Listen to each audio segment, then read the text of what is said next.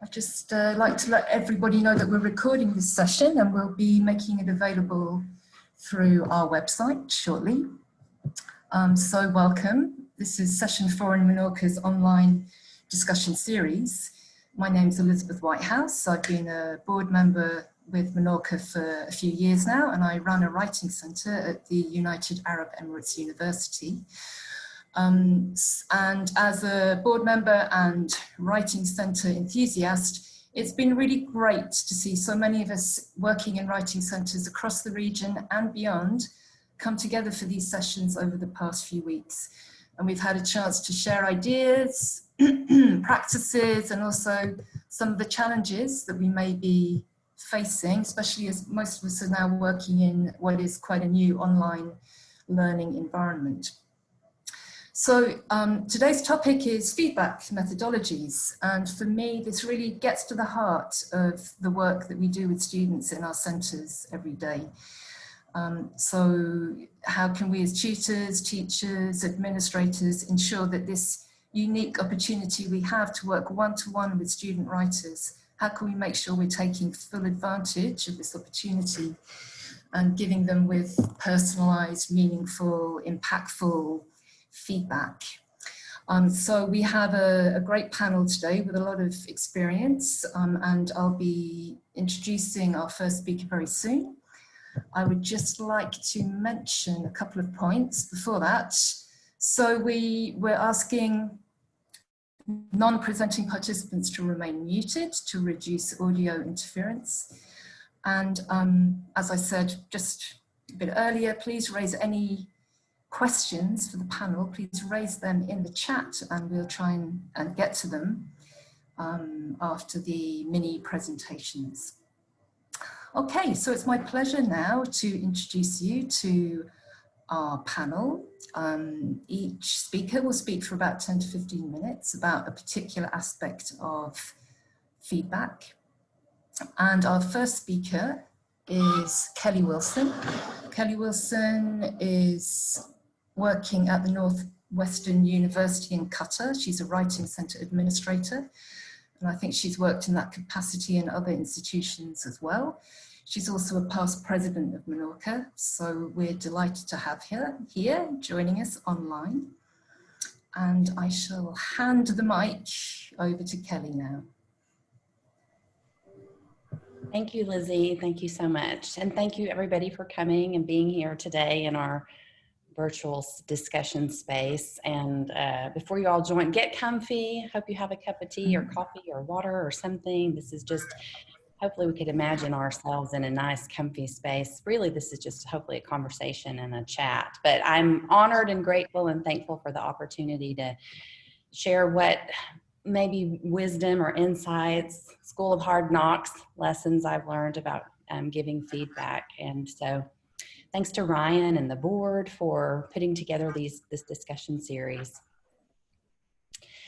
I want to start by just saying, you know, this is how the universe works, because for me, feedback is one of my biggest insecurities. And so now I'm having to talk about it.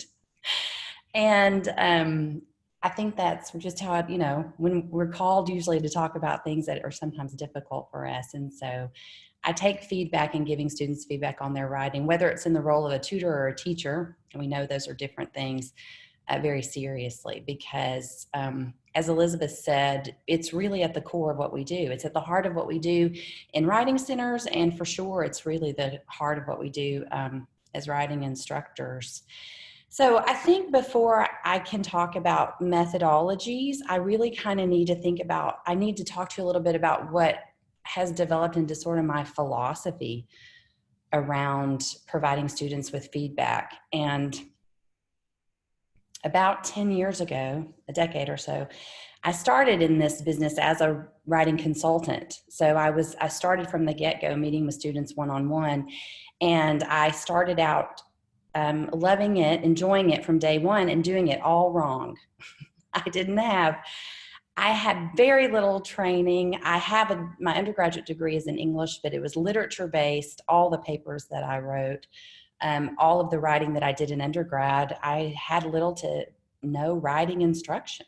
I mean, I was just writing literary analysis and responding to pieces that I'd read, but didn't really participate or engage in going to writing centers, meeting with my professors one-on-one.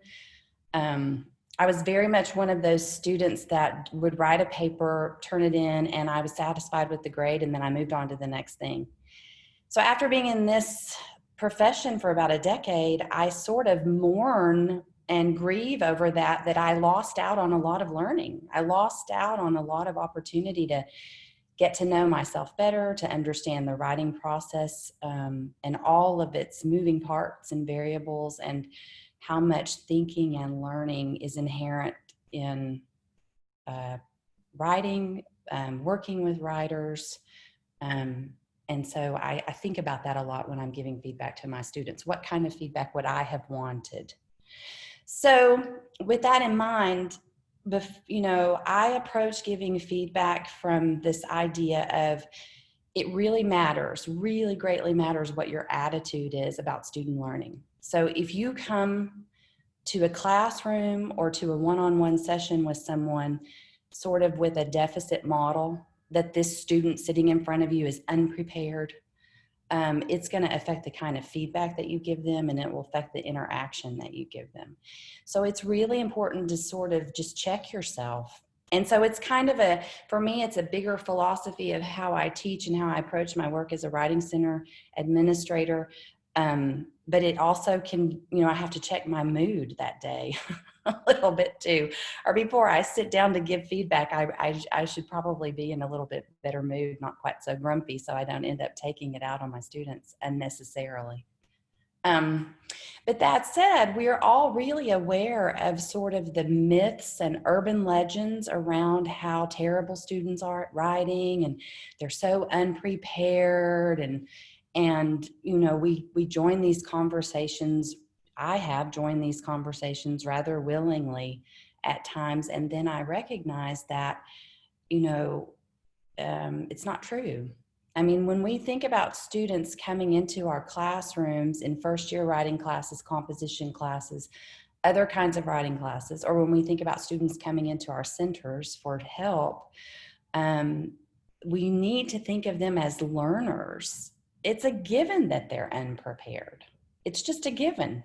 So we have to think about our attitude first, I think. That sort of sets the framework, if you will, for what methodologies we choose and how we apply those. Because feedback inherently should be positive. It should be helpful. And I know there are lots of terms that maybe sometimes I don't use them correctly because they have, for me, a negative connotation. So I don't even like to think of feedback as corrective. I like to think of feedback as formative and positive, and you can always, no matter how terrible the writing is, you can find something good to say because because it's about the student that you're working with, not the words on the page.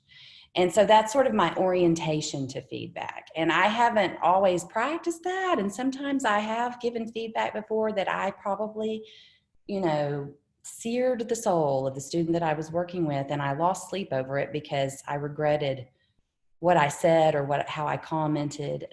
Students even the most emboldened student is affected by our attitudes towards commenting on written feedback, verbal feedback. We'll get into some of those methodologies, but your attitude matters very greatly in how you approach it. So I wanted to start with that. So because I do have a writing center background, I'm very used to one-on-one conversation as my favorite form for feedback. And as a writing instructor, I still use that. I do a lot of one-on-one conferencing with my students. I'm pretty lucky in that I have, in a given semester, I have anywhere between 30 to 35 students. Some of you may have way more than that, which makes individual conferencing difficult. It makes it a challenge. But I read over the summer, I was rereading some kind of seminal pieces, I reread some Donald Murray, and he talked about you only need about 10 minutes really at the most. If you get, so even 5 to 10 minutes of one-on-one time with a student can be really powerful and effective. So that said, I do prefer, my preferred methodology in giving feedback to students is to at least have 1 to 2 meetings with them face-to-face, Zoom face-to-face now, over the life of a formal assignment, okay?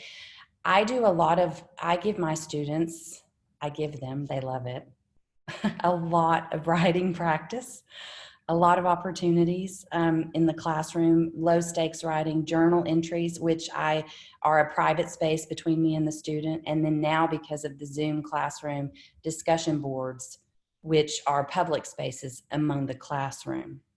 Journals, I respond to their journals a lot like a letter. Dear Miriam, I learned this about you. I appreciated this. I usually include 2 or 3 direct copy paste quotes from what they wrote, that stood out to me, meaningful phrases, helpful insights. And then I usually include something about a specific skill that I might like to see them further develop. And because I teach first year writing very much from I'm very, obviously process oriented, but we talk about the rhetorical situation almost every day. I talk about audience and purpose, and I talk about ways that they can use words rhetorically, punctuation rhetorically. So I usually try to include one tiny thing, just one suggestion that they might do in their journaling, because that will show up in their academic writing.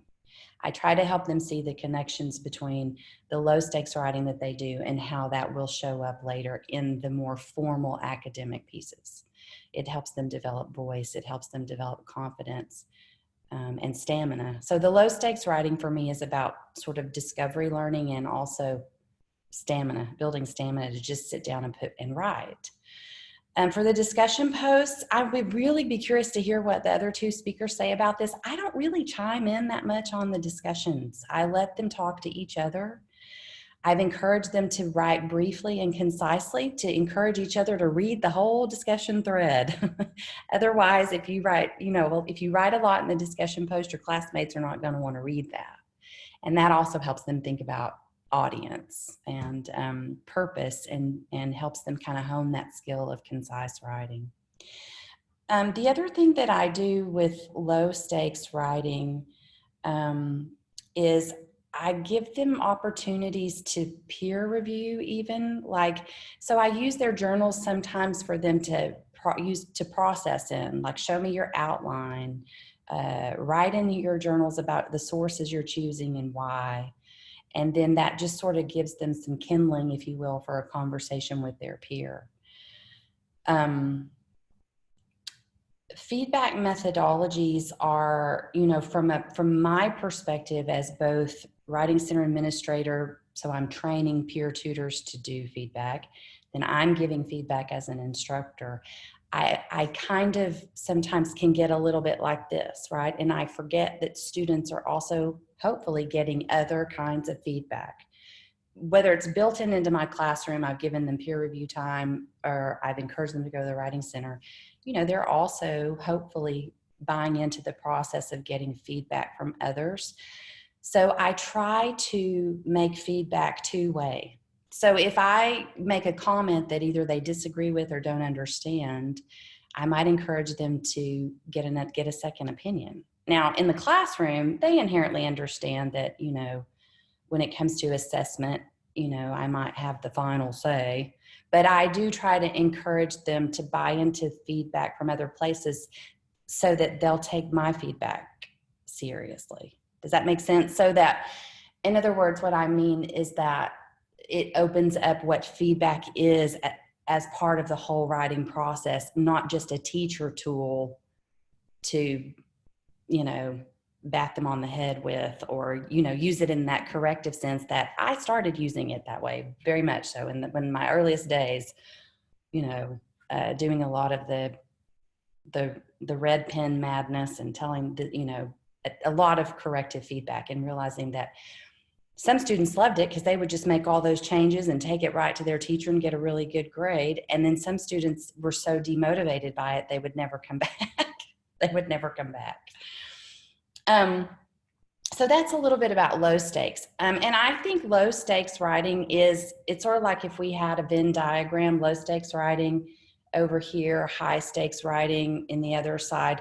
Low stakes can feed into the high stakes, but not so much the reverse. And let me tell you what I mean by that. I consider journals, discussion posts, reflection, even peer review comments, low stakes writing. But all of that writing over the life of a single assignment sort of builds up to when I give them the higher stakes feedback. So, which leads to an assessment and a grade, and I'll talk about that in a second.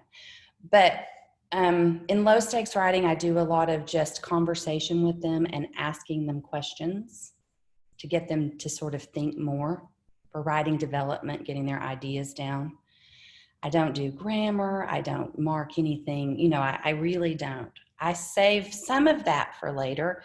But as I move up from the lower stakes, sort of questioning, encouraging them to think about what it is they want to say, who they're saying it to, why they're saying it, then I will move into, after say a first full draft or a second revision draft, I will move into more directive feedback, like this is, you are, I see, sort of being more specific in my commenting. I have, through the years, wavered on looking at a paper and realizing I have commented more on this page than there are words the student wrote, which is overkill, complete overkill, and they don't care and they're not going to read it. It was just for me.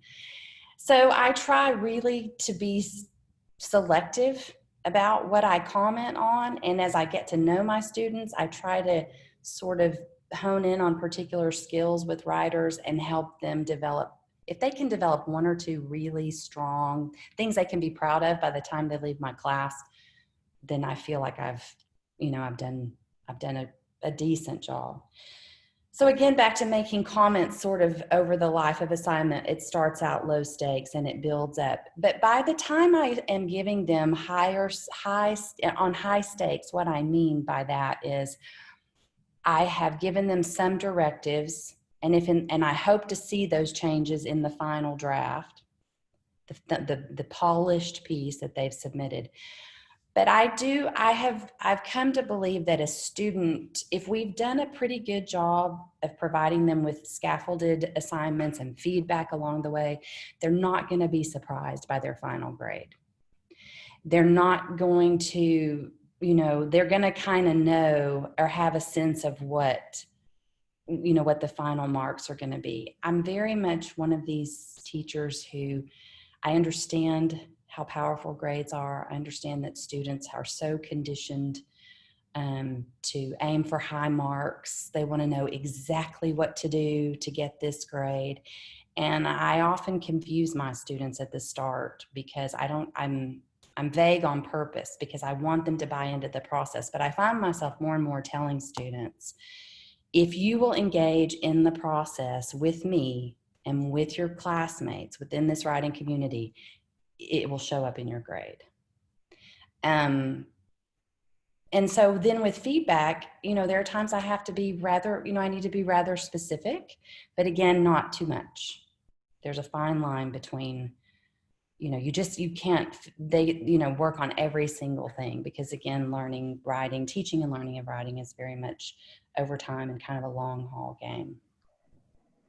I guess sort of the final thought, or one of the things that I have been thinking about as I was preparing for today, was that, trusting students is really important from the start, kind of almost like, again, back to that attitude that I talked about at the beginning. If you create an atmosphere where students will, want to be part of your classroom, want to engage with you one-on-one in a tutoring session, they're more willing to take your feedback seriously and then maybe even, you know, defend themselves for some of the choices that they've made. Sometimes those are my richest, most meaningful interactions with students, where I'm pretty sure the feedback I'm giving them is spot on, but then they argue for something with me about why they made that choice in their essay or why they made that choice in their paper. And I find that to be, you know, really, really meaningful, and not just for me as a teacher, but for them as a student. I'm not sure, you know, a lot of this is kind of esoteric and it's sort of up there. And so when you actually like get, you know, sit at your laptop you've got 20 or 30 journal entries to read and things to comment on, and how you go about doing that. I struggle with that sometimes. It usually takes me 2 or 3 before I get into a groove. And it does depend on what the assignment is, like what I'm looking for, what I'm hoping to teach with that particular assignment. But I think probably the biggest key to effective feedback methodologies is to specific but brief, but also sincere. And it just takes a while. It takes a while to do that with a classroom. So, I mean, we're into week 3 of my classroom, and I'm still getting to know my students. It's going to take me a while to get there with some of that. And then finally, just for those of you that are working as tutors, maybe you're a peer tutor or you're a writing consultant in a writing center, you know, if you're doing synchronous face-to-face, that's my favorite. That's the best. Having a conversation about writing is really the best kind of feedback, I think. I'm super biased. I recognize that, because I'm not saying that asynchronous feedback is not helpful. I'm not saying that, but I am saying I prefer conversation. And I'm looking forward to, you know, other feedback ideas about that asynchronous feedback that can happen in a writing center. My writing center we don't have asynchronous tutoring, and I missed that session actually with this discussion, but I know it's possible to do it well. But at the core of feedback, and whatever methodologies you use, how you do it, I really believe that your orientation to student learning is the most important part for you to consider before, during, and while you're giving feedback. Students need to be encouraged. They want to be encouraged. And you have to sort of, you know, again, I am not preaching to you, but I have to sort of check my attitude and check my, you know, my mood before I start really delving into giving a lot of feedback. So thank you. Thank you for listening, and thank you for your time. Thank you so much, Kelly. You touched on so many points that are of key importance for tutors and instructors. And I've just realized what a huge task we have when we're trying to give students the best possible service. There are so many different factors to consider. And you highlighted some of those so well. Thank you. I would love to ask a follow-up question, but I think we're going to move on to the second speaker and hopefully come back and pick up some more on some points a bit later. Thank you, Kelly. Okay, so let's move on to Dr. Ines Mahfouz, who is chair of the English department at the American University in Kuwait, where she's also assistant professor of English. She's a Menorca executive board member, and she has a lot of interesting research interests, including multilingual writers, writing program administration, the list goes on. But she's here to talk about feedback. I know she's going to touch on maybe some of the points already covered by Kelly, but move into new areas as well. So, Ines, please, when you're ready. Hi, everyone. Thank you, Liz, for this presentation, and thank you and introduction. And thank you, Kelly. I really enjoyed all the points you mentioned. And yes, we're dealing with such a difficult task, I would say. Well, I'm going to talk about an issue that is quite related to what you touched upon, and this has to do with the lower stake writing tasks, because when I started teaching writing, my focus was on a draft 1, draft 2, draft 3. But then I would give students lots and lots of feedback on their sentences, the paragraphs, paragraphing, organization of their ideas and the development and so on. But then over the years, I realized that it's not the process of, it's not the best idea to request a draft immediately from the students. So I started shifting my focus from helping them to produce a perfect final product to focus more on the process. And also I noticed that if students focus on the process of composition, their writing gets better. So not all the requirements of the assignment have to do with writing. They can compose a video, they can compose a short audio about the topic. So I changed my approach to writing, especially with lower level students, the foundation level. I start with, I introduce a topic, we discuss this multiple times through discussion boards, forums, and we exchange points of view. And I, like you, Kelly, I tell them, please don't give me long paragraphs. 2 or 3 sentences should be enough if you really write them well and in a clear way that your classmates can understand. Then I ask them to prepare some kind of a video or an audio, or even if they like drawing, they can paint something related to this topic based on our discussions or inspired by what we have discussed in class. And then I ask them to write a plan. And I intentionally call this, I do this on purpose. I don't want to scare them by saying, write me an outline. The words scare them. The terminology, the complex terminology scare them. I tell them, okay, now you know the discussion, now you know the topic, you've worked on this, you've composed something related to this. I want you to write your plan.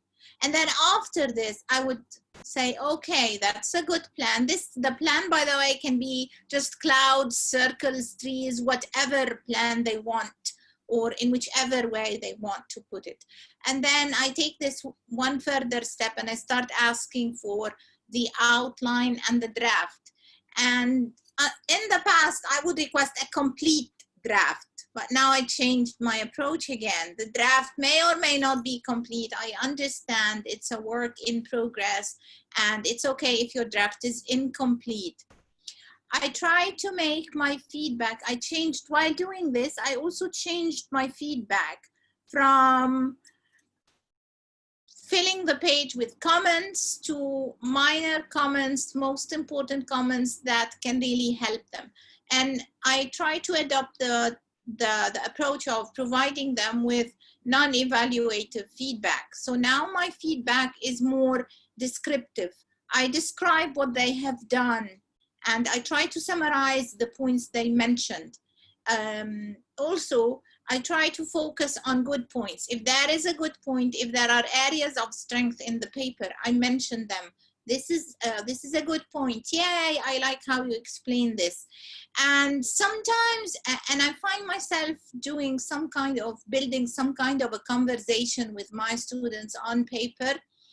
So I would talk to them. I would use the student's name. So I say, Inas, you've done a good job. Please keep on. I want you to change this. I really liked how you introduced this topic. Sometimes I question them and I share what goes on in my mind while reading their work. I share it with them so I can tell them, I'm pretty confused. What do you mean here? Or are you sure that this is the best way to develop this idea? So I try to ask them questions and build some kind of conversation in my feedback with them, rather than give them like, okay, this is a weak introduction, this is a very general thesis statement. So I try to make my feedback more descriptive and more analytic. So for a very general thesis statement, I would not just say this is a very general thesis statement. Now I may tell them, okay, do you think you will be able to cover, all these are interesting points, but do you think you'll be able to cover all of them? Or what's your plan? How do you want to take your paper from here? So I try asking them questions to not only tell them this is good or bad, to avoid telling them this is good or this is bad, because if I tell them this is a very good paper, even if I say this is a very good paper, the student would be like, okay, I don't need to do anything else, okay? But if it's good, then you should, okay, do you think that this is enough development? Do you think you've exposed all points? Would you like to add something? This is a very interesting point that you are raising. Would you like to develop it further? So I try asking them questions to help them generate ideas. And sometimes even I change my feedback. Sometimes I try to make my feedback in the form of, I'm not very good at art, but sometimes I just draw something. If I find a cartoon on one of the websites and I really think it's good and interesting, so I may share it with my student and tell them, okay, your paper reminds me of this, where you are this person and I'm this person. And so for a brief conclusion, I usually this cartoon of someone pushing another person outside of the door, and I say, you've literally kicked me out of your world. So the students would laugh, and then they know that, okay, I need to work more on my conclusion. So I try to make my feedback more interactive and less evaluative, and to tell them this is good, this is bad, your introduction. In the past, I would tell them, your introduction is very brief. Okay, but now I wouldn't do this. I'll just use this cartoon often and tell them, oh, I felt that I was literally kicked out of your world. And then they would start laughing and take care of this. I also prefer to chat with them. So before the virus, before the pandemic, I would plan individual conferencing after the submission of the first draft, before moving on, for all classes. But now I do it online. When I do it online, one-on-one, sometimes it can be boring. So I try to invite 2 students together. If we are 3, it's always good. We chat together. It makes them feel less worried and more ready to talk. That's what I noticed. I would love to hear from the rest of you. But I found that when it's just one-on-one online, I don't know why they hesitate. They start mumbling. They think that I am trapping them. I don't know. They are worried. So I try to make my feedback. When I have one-on-one conferencing in the online semester, I would invite 2 students at the same time. Sometimes I give them the option to choose which partner or which classmate should join them. And then we can chat about their work. So they feel like it's more of a friendly conversation than me telling them what they should or should not do. I also make the point of letting them know that all these tasks, all these low-stake tasks are graded. I share with them the grades from the very beginning. I think that grades make the students feel that this is important, or it encourages them to do the job. So I always make a point of telling them, okay, this drawing will be graded, you will earn.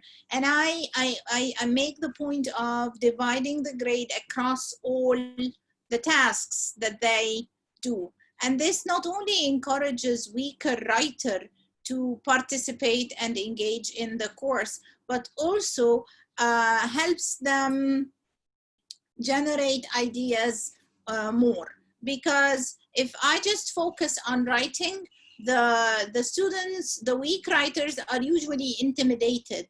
They feel that no matter how hard I try, my grade or my writing level, and I'm always getting bad grades in my writing courses. But if I tell them, okay, we're not talking about writing, how about recording a video or a short, a 2-3 minute audio, okay? Draw a cartoon. If you can draw cartoons, why don't you draw a cartoon and share it with us? And then by starting with this, I just grab their attention, and I encourage them to start the process so they feel more empowered in a way. And I also make the point of take advantage of this to introduce to them that composition is not only about writing. You can express meanings in multiple ways. So it's not just writing. And now with the many tools that they have available for them to choose from, I think it's getting more and more important. So we spent some time at the beginning talking about what is a text, what do we mean by the 21st century, but what do we mean by literacy in the 21st century, and the tools that we have available. And then we agree that, okay, writing is not the one and only tool. So by shifting my focus or by shifting my attitudes, once I changed my attitudes, I feel that the students, as Kelly mentioned, the students are affected by our attitudes. If they feel that, grades are important, yes, but you will be graded on every effort, every attempt, no matter what type of product you end up with, you will be graded, you will earn something. They are more encouraged to participate. And I think also for all the writing center consultants, the idea of non-evaluative feedback is at the heart of what they do, because you try to help students to produce better drafts or better pieces of writing. But also I know that when I did some research, I noticed that the students go to the writing center expecting them to do the magic and help them end up with a final perfect submission. So a student would come to me and say, oh, but I visited the writing center. Okay, so I think that if we change the way we give feedback to our students, this also helps them appreciate more what happens in the writing center, because the writing center is not a place for fixing their writing. It's a place for helping them to understand and providing them with non-evaluative feedback, which later on can help them develop their writing skills for their courses. I don't know. I hope I made sense. Well, thank you, Ines. You made an immense amount of sense, and there were so many ideas that resonated, reminders of important points, and then new ideas as well. So that, of course, we must respond to students intellectually as writers, and then we have to be creative as well. So I love this idea of giving an image as feedback and making your students laugh. I just know how effective that will be. So I really appreciate your sharing your experience and insight. That's wonderful. And towards the end of your talk, you mentioned that we must embrace the new tools at our disposal for communication. And I think this will connect nicely to the next speaker, who is Dr. Mary Queen. Dr. Mary Queen is currently at Texas A&M in Qatar. Until recently, she was Associate Professor of the American University of Kuwait. And she was also a keynote speaker at Menorca's last conference, hosted in Beirut by the Lebanese American University. So it's wonderful to welcome you back, Mary. And please begin as soon as you're ready. Okay, thank you, Liz, and everyone else for being here. I really appreciate, I have to say, my voice sometimes goes out, so I think I can speak for the next 10 minutes. I really appreciate the opportunity to listen to my colleagues and the rest of you about how you provide feedback to students. I really like the points that Ines brought up regarding bringing in other kinds of feedback, like cartoons or whatever, to kind of bring in a playfulness to that feedback process, so that it sets students' minds at ease, makes them relax a little bit.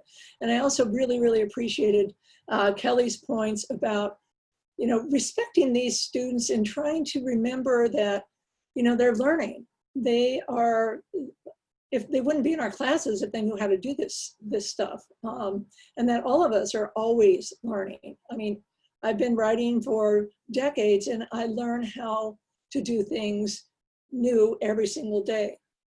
So I really appreciate they have both really laid out pretty much all the feedback methodologies I would use. The thing that I will focus most on is just talking a little bit about the ways in which I've been experimenting with, as Anas said, these new digital tools of the 21st century.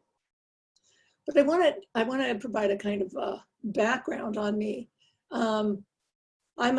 I was a non-traditional student. I didn't start university until I was 32. I worked for a long time before that. I worked while I was attending for my bachelor's degree, and so it took me 7 years to get my bachelor's degree, and then I went on to my master's, and I finally earned my PhD when I was 49. So definitely non-traditional. So I always connect with those non-traditional students in the class, or the older students. My first experience in going into my bachelor's program was at the University of Colorado at Denver. We had what many of us are very familiar with, and that is the entrance essay that we had to write. You know, we had to respond to a particular prompt and turn it in. And I remember, I don't write well on demand. I learned that then, and I knew it then, but I learned it very, very well that day, because the next day I was told I was placed in their basic writing class. Now, I'm a native speaker of English, went through, you know, public schools, Catholic schools and public schools, and I was shocked that I would be placed into a basic writing class. That's what it was called. We would call it developmental writing. And I felt really humiliated. But I have to say that writing class completely turned on the light bulb for me in a lot of ways. And I don't know that it was particularly what the instructor said, but it was just the processes that we had to go through. I never had gone through writing processes before. I had never gone through drafting and peer review until that class. So it kind of really opened my eyes to a different way of writing. And so through the decades, you know, as I got my PhD, we did a lot in the PhD program on how to respond to students. We spent a lot of time in our practicums talking about that. And one of the major things I will never forget, and that is how we respond to students, and I think both Anas and Kelly talked about this, was formative and descriptive and not evaluative. And they were very specific, I remember in the practicums, in terms of the specific language to use when you make comments. So, for example, if I'm reading a student's draft, and I'll get to this, inserting comments in a Word document, I will respond in ways in which I am a reader. I am not a teacher, I am a reader. And I will say things like, wow, I really like this sentence. It just really makes what you're saying really clear and alive to me. Or I'll say, I get really confused here. I don't know, I thought that you were leading me here, but I'm not sure that's where I feel like I am now. I feel like, you know, so the whole emphasis on my reaction as a reader, I, not that I'm, you know, foregrounding me, but I am foregrounding the way in which a reader would respond, such as, I'm confused, or wow, this is really a cool sentence, or this is a great idea. I really, really am looking forward to you developing this more in your next draft. So I think in a sense, I think both Kelly and in us, we're talking about this. Responding to writing, I think, in a productive way involves emotion, involves this kind of caring attitude toward the writer as a writer, not as a student, but as a writer. And that when, I think one of the things that we love when we get these one-on-one conferences or 1, 2, 2 or 3 students conferences, whether they're face-to-face or virtual, is the fact that we get to talk about writing. We get to talk about the students' ideas. And, you know, as much as, you know, as a teacher, I have to admit this, you know, when I get, you know, 70 papers, I am not looking forward to reading through those in any sense. But when I get them to submit them and I don't read them in advance, and I get to talk to them in a conference, in Zoom, say, and I tell them in advance, I say, you are directing this conference. You bring up what you need me to focus on and be able to discuss it. I get really excited about it because there's something about doing the face-to-face one-on-one or the Zoom one-on-one where I feel as if this is a writer and I am a reader and we are just talking about their ideas and how they're expressing them.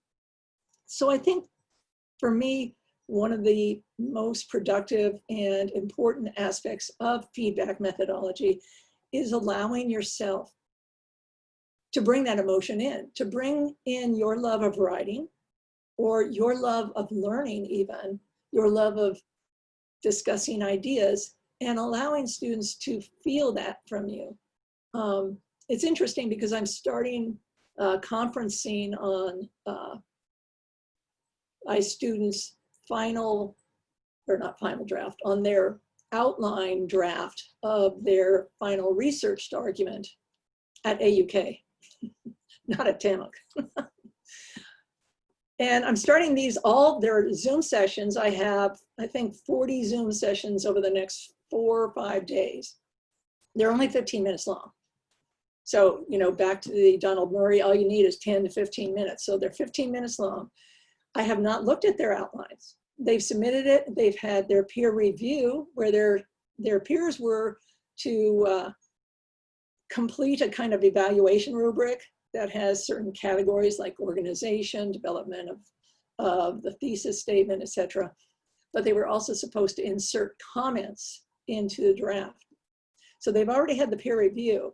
So I will be seeing their outline for the first time when we meet online.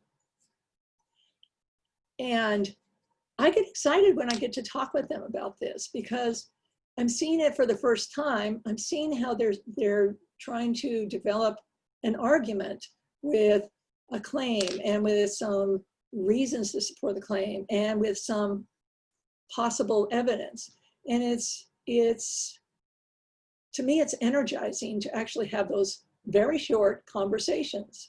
And I think the students get a lot out of it because they feel that excitement coming off of the peer responder when it's not about corrective kinds of feedback, but it's about generating ideas, generating new ways of thinking about things or developing their ideas, or maybe they do have to change their claim. Maybe their claim is not really a claim at all, but it's about expressing how I feel as a writer when I'm reading their work. Okay, so that was all kind of a introductory explanation of how I approach teaching with, or feedback methodologies with technology. Over the past decade, I've been more and more just interested in how technology can be used in teaching writing. And the more I experiment with it, the more I want to learn more and use more of it in the classroom. And I have to refer back to what Inas was saying, is that for me, I don't teach writing per se. I teach composing and I teach rhetoric. And those two to me are completely tied together in the sense that I'm a rhetorician and rhetoricians study the effects of language. Now, so when I approach teaching students in terms of writing, I think in terms of, you know, what is your purpose? Who is your audience? How are you going to get them engaged? what medium are you going to use? And I focus not on what the writer wants to, or I focus on not on the writer's intentions, but on the writer's effects on the audience. That to me is the crucial part, because I think any writer can say whatever they want, but whether their audience accepts it or not is a whole nother issue. And I think most of us as writers often forget about the audience because we're thinking about how we want to say what we want to say. And so I try and switch my students' understanding to start thinking about, okay, so if you've had this audience, are they really going to read a print 8-page traditional academic argument? You want to convince your classmates to start recycling. Really, are they going to sit down and read this? No, they're not. If you want to put it into a video, or you want to create a website, or you want to do a cartoon as an, a comic strip, whatever medium is the most useful, and again, that usability and that usefulness for the audience is key.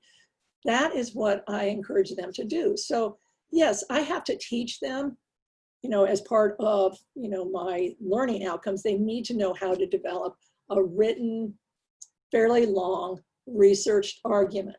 But they don't have to be limited to just that. They can also insert images, insert videos. They could put it on a website and do a lot of other creative things with it so that multiple audiences would be interested rather than me, the teacher, reading it and giving them whatever grade.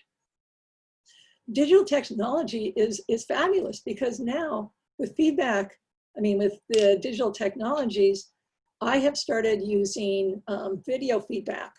So I will be reading a student's draft, and I have experimented with actually, in the old days, it was called talk aloud protocol, where you talked as you were reading through something. Nowadays, I can do it with video and audio. I can have the student's draft up on the screen. I can be using the Microsoft, the insert comment, what's it called, review, the insert comments function. And I can be talking and typing in comments going through their draft. And actually, I really like doing that because when I used to sit there with a pen and, write comments, it took so long. And my handwriting is really not very easily read. And students were always complaining they didn't read the comments because they couldn't read my handwriting.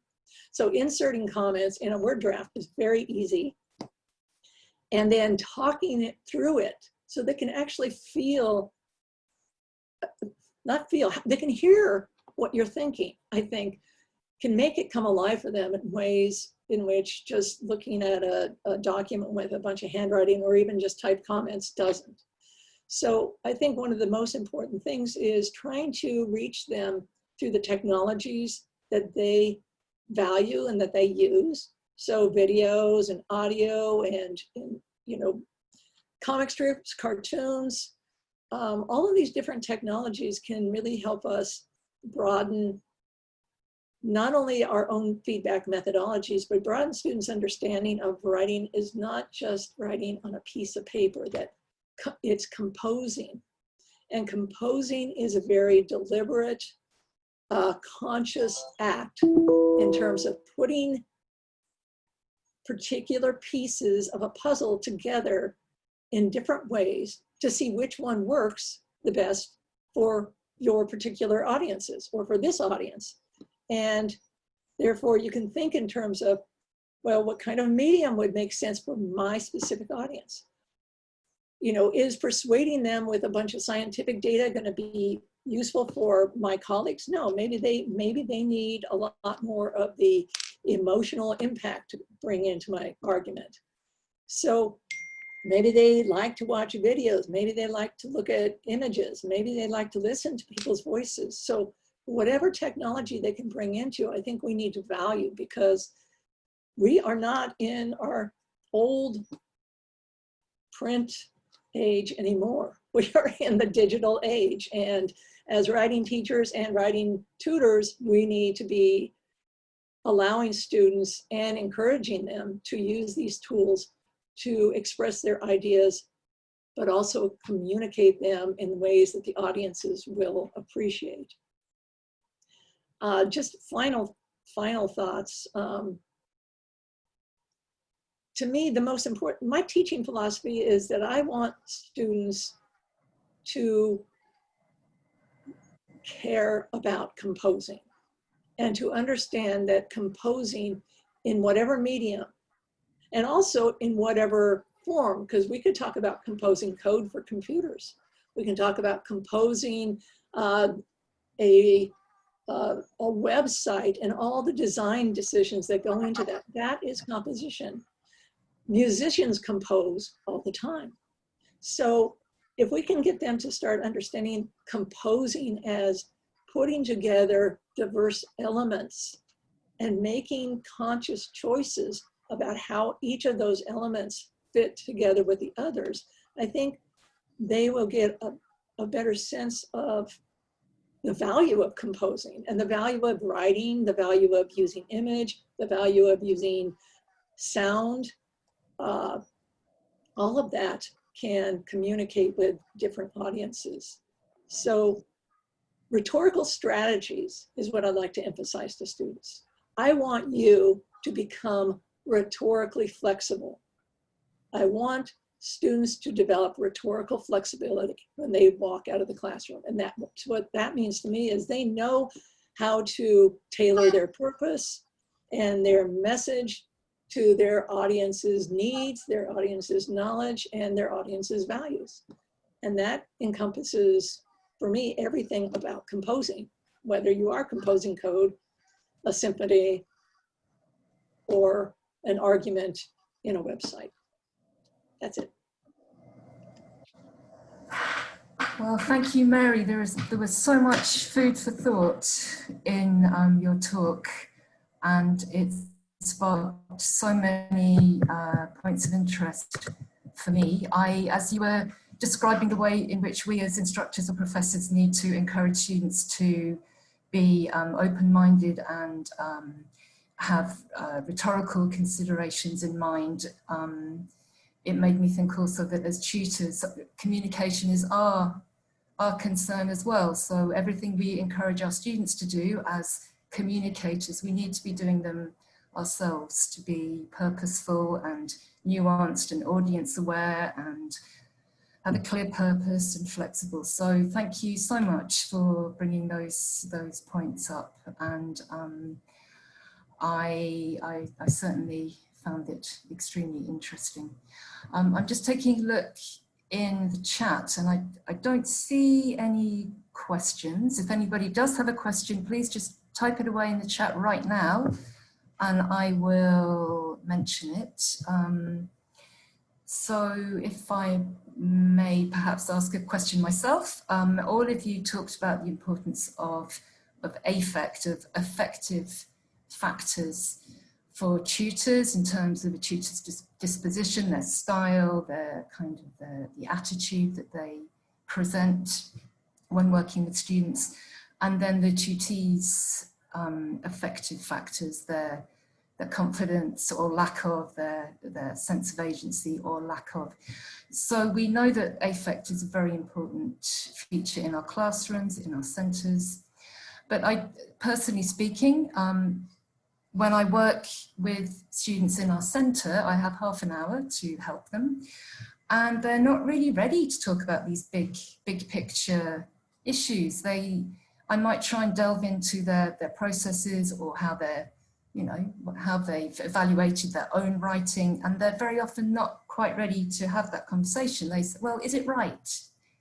Where are my mistakes? So I just wondered if you have any suggestions for how to switch students onto this more kind of holistic approach when you're only seeing them for half an hour. In a class, yes, I think you can, but it's difficult in a one-off consultation. So please, anyone.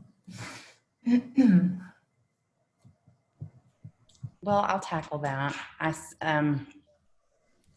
I think one thing that's really important to me as writing center administrator, and as I train my peer tutors is we want students to come to us and feel like when they leave, they got the help they asked for. So while I train my tutors to be more, to focus on the affect and these affective things, to get, to try to work with the student in front of them to get them to buy into the process, a lot of which has been discussed here, is they're going to be frustrated if they leave and felt like they didn't get the help that they really wanted or they asked for. So you kind of have to play both sides. And there's a way I think that you can do it directively, but also a little non-directively to get them to see that sentence level grammar help is important, but where does it fit in the process? Because you don't want to spend 20, 30 minutes with a student correcting a bunch of their sentences if the ideas don't make sense, if they're not addressing their assignment prompt, if they haven't thought through, as Mary pointed out, a lot of the rhetorical situation or what they've been asked to do. So it's not like, no, we are not going to help you with that. We are not a fix-it shop. It's where does that fall in the process of the help that you need? Where it gets tricky, though, is if they've come in and the paper's due in 2 hours. There's so many variables and moving parts, right? So, you kind of have to, in Writing Center work, it's constant education of like, come in early, come in often, and then we can help you with that stuff. You really will get the help that you want with the sentence level stuff, but when it's appropriate. And I guess that to be fair, for the student who does come in wanting specific grammar help, the paper's due in 2 hours. I've talked to many Writing Center directors who have a really okay, well, then we just explained to them we can't help them, and that's not what this was for. And I can respect that hard line, but I also think for my center and how I train my peer tutors is to say, okay, well, what's the one thing you're the most worried about? Spot those 2 or 3 errors for them, help them, and then sit there with them while they correct it themselves. And then have an encouraging tidbit at the end about next time, come in a little bit sooner and the help will go a little bit further. Sure, I like that idea that they feel they got something, but we also were trying to help them see a bigger picture. Thank you, Kelly. I see that we have a question in the chat, which is from Graciela Ares-Mendy. Thank you very much for the 3 enriching talks. I wonder if you could explain a little more about how to get rhetorical flexibility. And what is your opinion about the use of Grammarly for writing and whether it inhibits rhetorical flexibility? So please, if you would like to address those points, we'd love to hear from you. Well, I think I can talk a little bit about rhetorical flexibility. And what I mean by that is that, again, I should stop saying students, writers, whether they're students or writers like us, we need to write for different audiences. All of you and I know that every single rhetorical situation requires a different kind of development of ideas. It needs a different tone. It needs a different vocabulary. It needs a different kind of medium through which to communicate it to the particular audience. So what I mean by rhetorical flexibility is that students get the chance, or developing writers get the chance to experiment and learn how to make those choices for different kinds of writing. So, for example, a research argument in traditional academic context is very different from an argument that somebody wants to make using a website or using a Facebook, page, or even posting tweets. You could actually argue that people make arguments in tweets all the time, that is going to be a very, very different kind of approach than a traditional researched argument. So the rhetorical flexibility would come with knowing how to, oh, okay, I am not going to put a 6-page document on my Twitter page. I am going to write a bunch of little tweets that then people will respond to. So people inherently understand this, and I think our students know this. They know those differences in very vague ways, but I think what writing centers and what writing teachers can do is make that much more visible to them, that there are choices, rhetorical choices we make in every composing act we engage in. And those choices, again, always come back to who's the audience, what are you trying to do, in other words, the purpose, and what is the context, and what is the medium. Those are, so if we can get them to understand that it doesn't matter what assignment or writing task they themselves have chosen, they are always going to have to think about those 4 things. And that it always depends. The medium will always depend on those other 3 things. And how you actually develop your ideas or make other kinds of choices will depend on the medium in which you're communicating. So that's where the rhetorical flexibility comes in. In terms of Grammarly, to be honest, I'll be honest, I have never used Turnitin. I have never used Grammarly. When students need grammar help, or I shouldn't even say grammar help, because grammar is a huge umbrella itself.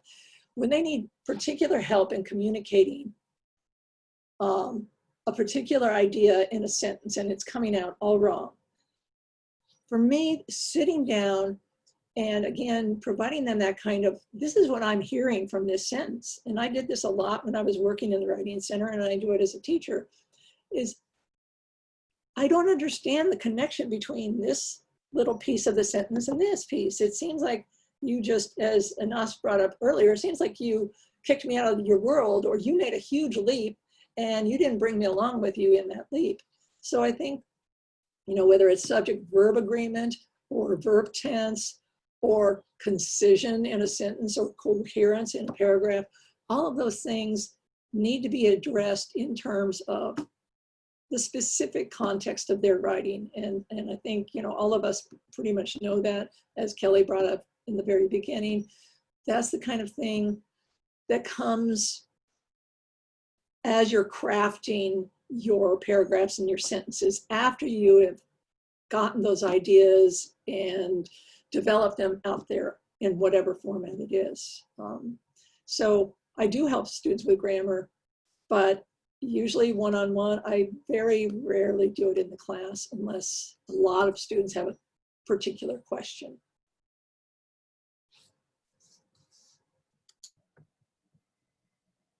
Thank you very much indeed, Mary. Yes, so grammar is just a small part of a bigger picture. We need to show that they all the pieces need to be working together. Okay, well, I think that we will draw a close to this session. I have greatly enjoyed listening to our speakers, Kelly Wilson, Dr. Inez Mahfouz, Dr. Mary Queen, and I am delighted that you, all of it, you presenters and non-presenters, thank you very much for joining us today. We'll be sending out a poll, which we want to get your feedback on today's session. Although I see from my colleague Maymuna that maybe we don't have a poll ready for you right now. So please check your email. We'll try and send it out later today or tomorrow. We'll be having another session soon, so please look out for our announcements. And if there's any particular topic that you would like covered in this discussion series, we'd love to hear from you. Please contact us, and we hope to continue the conversation. Thank you very much, everybody. Bye-bye.